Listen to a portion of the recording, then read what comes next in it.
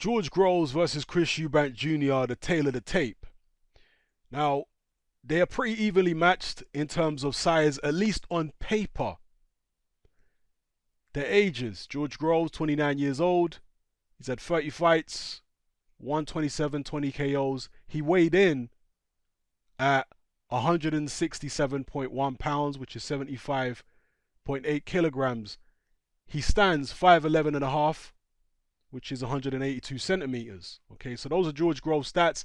It doesn't have the reach stat on this particular graphic, but if you go to BoxRec, George Groves' reach is listed at 72 inches. Now, moving on over to Chris Eubank Jr. and his tail of the tape. He's 28 years old, so a year younger than Groves. He's had 27 fights, 26 wins, 20 KOs. He weighed in at 167.6 pounds, which is 67 kilograms, bang on the dot. He stands 5'11", which is 180 centimeters. And his reach, interestingly, according to BoxRec, and I don't know if BoxRec is accurate, but his reach is 72.5 inches, which is half an inch longer than Groves, which essentially, according to BoxRec, means they have the same reach. But reach and arm length are two different measurements, which I've explained many times before. If you don't know the difference, please go and Google the difference between reach and arm length.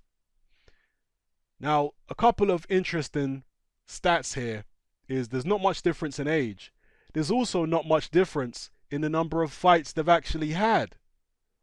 Obviously, George Groves has been fighting at a far higher level, but in terms of the amount of times both of these guys have been in the ring, there's, you know, in terms of not rounds, but in terms of contests, there's only one fight between them, which is an interesting thing.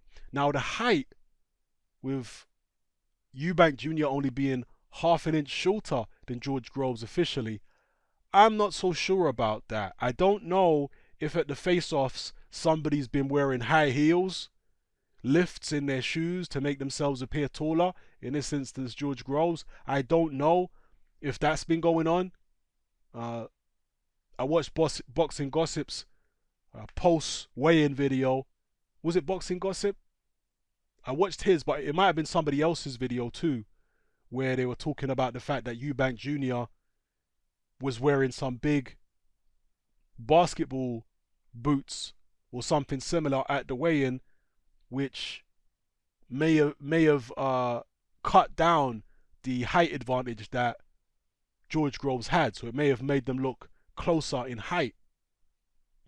I don't know whether George Groves was also wearing boots or not. I don't know. I didn't check. But that's just something to consider. I'm going to be interested once they get in the ring to see if there's a noticeable height differential. Now, as far as the reach, only half an inch between them. Arm length and reach are two different measurements. However, I think a lot of people will be surprised by the fact that Groves' reach is actually half an inch shorter, according to BoxRec, than Eubank Jr.'s reach. I think a lot of people expected Groves' reach to be longer than Eubank Jr.'s reach. What I will say is, even if both these guys have got similar length arms, George Groves fights in a way, his stance is structured in such a way that it maximizes his reach. He tends to stand with a wide stance, pretty side on, and that is going to maximize the length of your jab. And also, as I've discussed in previous videos, unlike Chris Eubank Jr., George Groves is able to fully extend his right arm and land a straight right hand from distance. Eubank Jr., even if you watch him on the pads, when he throws a right hand, he tends to fall in. And he falls in, obviously, to prevent himself being countered. I mean, I'm not saying obviously, but this is one of the consequences of falling in after he throws his right hand. It prevents him being countered, at least at long range or at mid range. If he falls straight in after throwing the right hand, it puts him very close to his opponent. Okay? Now, he does that, and he doesn't throw the straight right hand from long range because he can't properly extend his right arm, or it pains him to do so anyway, because of the fact he's got a chronic elbow injury. This is what makes Chris Eubank Jr.'s straight right hand from long range fairly ineffective. That's why he's developed the uppercut. This is something I think which was spoken about in the ITV pre-fight documentary. I believe it was in that where they spoke about it. So there you have it, people. The tale of the tape between these two guys. I expect George Groves to control the action for the most part on the outside, but when he gets to mid-range and close range, especially in the later rounds, I expect Eubank Jr. to have success. On the inside, George Groves is going to try and tie Eubank Jr. up, I think, in the early rounds. And George Groves is a big man and he's a physically strong man, so I wouldn't be surprised if his holding tactics in the early rounds are actually quite effective. It might be something similar to Sergey Kovalev when he fought Andre Ward in the first fight. Many believed that Ward would be effective on the inside against Kovalev with his mauling tactics where he gets an arm free and punches with the free arm, pushing Kovalev back. But no, Kovalev, as the naturally bigger man, was actually physically stronger in the clinches, and he did a pretty good job in the first fight. In the first half of the first fight, Kovalev, he did a pretty good job of shutting down Andre Ward on the inside using the clinch. I don't think he used it excessively, but he used it when it was necessary, and he did a pretty effective job. He was also walking Andre Ward back in the clinches to the ropes. I can potentially see something similar with George Groves against Eubank in the early rounds. He might be able to shut down Eubank's inside game by clinching. I don't think Groves is as competent clinching as Kovalev, though. That's just my gut instinct. Kovalev really, apparently Kovalev had some type of wrestling background in Russia, and that helped him with the clinching and pushing Andre Ward back. Groves, I know he does have some type of martial arts background, I believe, and he was doing kickboxing and whatever when he was young, but I've seen him clinch people before, and it's always quite untidy when George Groves does it. And people can get arms free sometimes and let loose, but he is physically strong. That's what I'll say. And I wouldn't be surprised if early in the fight, George Groves shows that he's physically stronger than Eubank Jr. in the clinches. I wouldn't be surprised by that. I'm not saying it's going to happen, but I wouldn't be surprised.